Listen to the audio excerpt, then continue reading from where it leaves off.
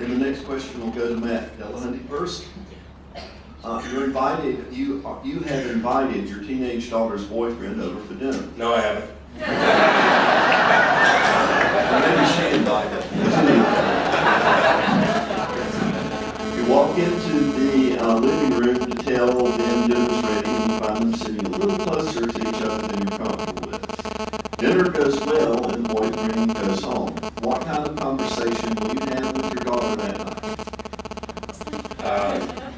The first conversation, this has to do a little bit, I guess. I don't know that I'll necessarily ever be in this situation. The first conversation, I would have expected my daughter to understand what I wasn't comfortable with in my home, and this would then be a violation of the rules. So we have a little conversation, a reminder about where the boundaries are, and that make sure we're clear and honest and talk to each other.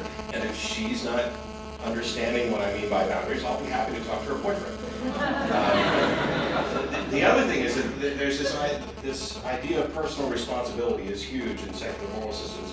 I spoke a little bit earlier about boundaries and putting people into boxes.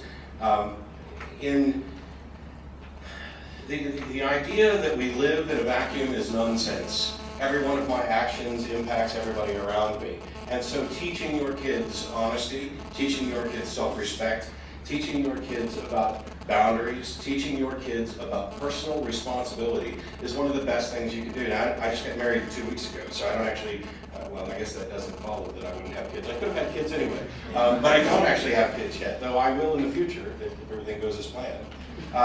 And I don't know what I'm going to do when it comes to raising kids. I plan to screw it up just like everybody else I've ever met.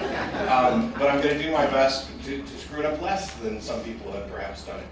And I would like to think that by the time I had a teenage daughter with a boy over, that maybe this issue wouldn't be around, or that maybe it wouldn't be as big a deal.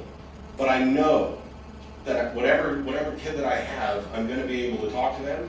They will be educated on the scientific facts. They will be able to protect themselves. They will understand their responsibility. They will know that they are an independent person who has the right to say no in a heartbeat, no matter what, and that if they are ready and responsible and willing to take responsibility for the action, that they have the right to say yes. I'm not a tyrant. Granted, there will be certain things I won't allow in the house, because you're comfortable with what you're comfortable with.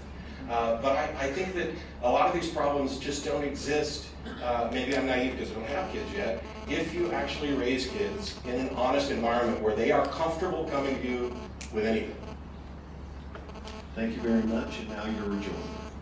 I think I'd like to have Matt come and talk to my kids, at least when they were younger. He sounds good.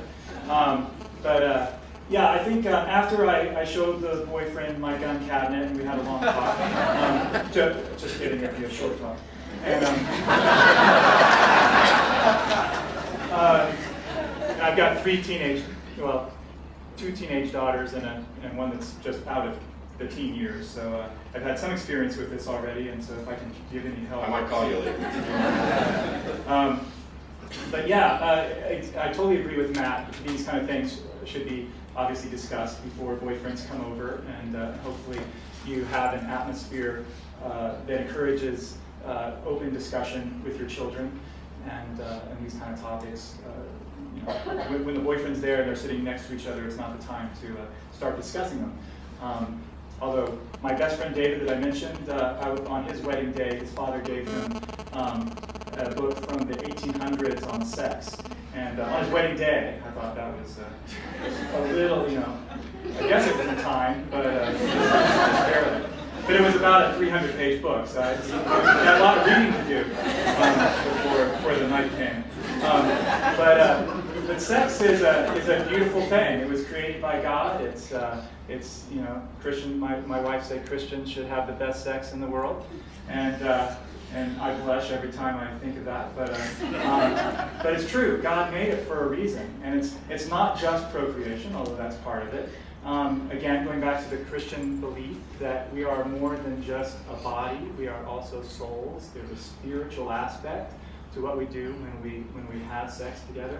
It's not just the interconnectedness of bodies, it's the interconnectedness of souls.